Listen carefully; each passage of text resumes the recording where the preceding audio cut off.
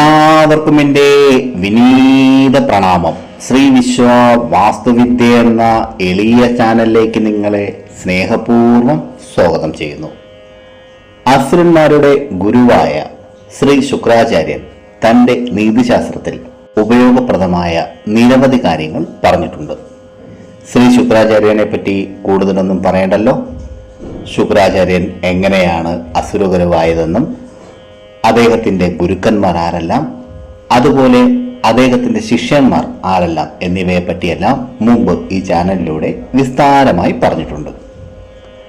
എപ്പോഴും മനുഷ്യന്റെ ജീവിതത്തിൽ അവന് നിയന്ത്രിക്കാൻ കഴിയാത്ത കാര്യങ്ങളെ നിയന്ത്രിക്കാനാണ് അവൻ സമയം വെറുതെ ചെലവാക്കുന്നത്.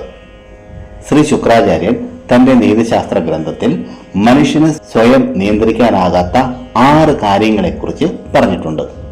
അവയുടെ നിയന്ത്രണ ശ്രമങ്ങൾ ഉപയോഗശൂന്യമാണ്. കാരണം അവയുടെ സ്വഭാവം എപ്പോഴും സ്വയം മാറുക എന്നതാണ്.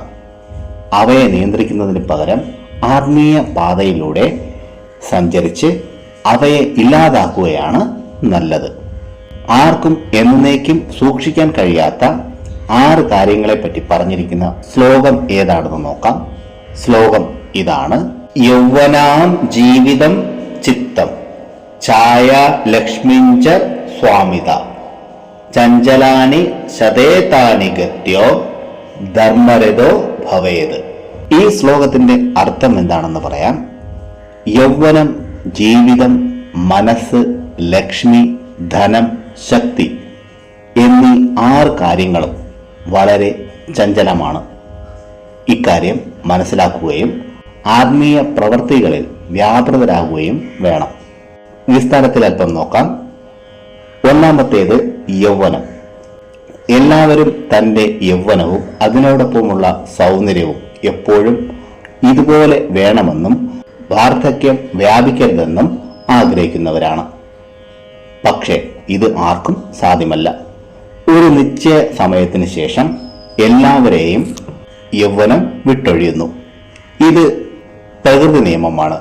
ഒരു മനുഷ്യന് എന്നേക്കുമായി ചെറുപ്പമായി തുടരാൻ എത്ര ശ്രമിച്ചാലും അവന് കഴിയില്ല. അടുത്തത് ജീവിതം. ജനനവും മരണവും എന്നത് മനുഷ്യ ജീവിതത്തിന്റെ അവിഭാജ്യ ഘടകങ്ങളാണ്. ജനിച്ചാൽ അവന്റെ മരണം അത് ഉറപ്പാണ്. ഒരു മനുഷ്യൻ എത്ര ആരാധനകൾ നടത്തിയാലും എത്ര മരുന്നുകൾ കഴിച്ചാലും ഒരു നിശ്ചയ സമയത്തിന് ശേഷം അവൻ മരിക്കുക തന്നെ ചെയ്യും. അടുത്തത് നിഴൽ. ഒരു വ്യക്തിയുടെ നിഴൽ പ്രകാശം കഴിയും വരെ മാത്രമേ അവനോടൊപ്പം നിൽക്കുകയുള്ളൂ. ഇരുട്ട് വന്നാൽ നിഴലും അവനെ വിട്ട് പോകും. അടുത്തത് ലക്ഷ്മി അഥവാ ധനം. മനസ്സിനെ പോലെ പണവും സ്വഭാവത്താൽ ചഞ്ചലമാണ്. അത് എല്ലായ്പ്പോഴും ഒരു സ്ഥാനത്തോ ഒരു വ്യക്തിയിലോ നിലകൊള്ളുകയില്ല. അതിനാൽ ലക്ഷ്മി സ്വന്തം അധീനത്തിൽ എപ്പോഴും ഉണ്ടാകുമെന്ന ആഗ്രഹം ശരിയല്ല. അടുത്തത് അധികാരം. മിക്കവാറും പേരും ആഗ്രഹിക്കുന്നതാണ് പദവിയെയും അധികാരത്തെയും. അത് നേടുവാൻ ജീവിതത്തിന്റെ നല്ല സമയവും ചെലവാക്കുകയും ചെയ്യുന്നു. അതുപോലെ അവർക്ക് ലഭിക്കുന്ന ഈ അധികാരത്തെ മുഴുവൻ സമയവും, അതായത് ജീവിതകാലം മുഴുവനും ഉണ്ടാകണമെന്ന് ആഗ്രഹിക്കുന്നു. പക്ഷെ ഇത് സാധിക്കുകയില്ല. മാറ്റം എന്നത് പ്രകൃതിയുടെ നിയമമാണ്. അതുപോലെ സ്ഥാനവും മാറിക്കൊണ്ടിരിക്കും.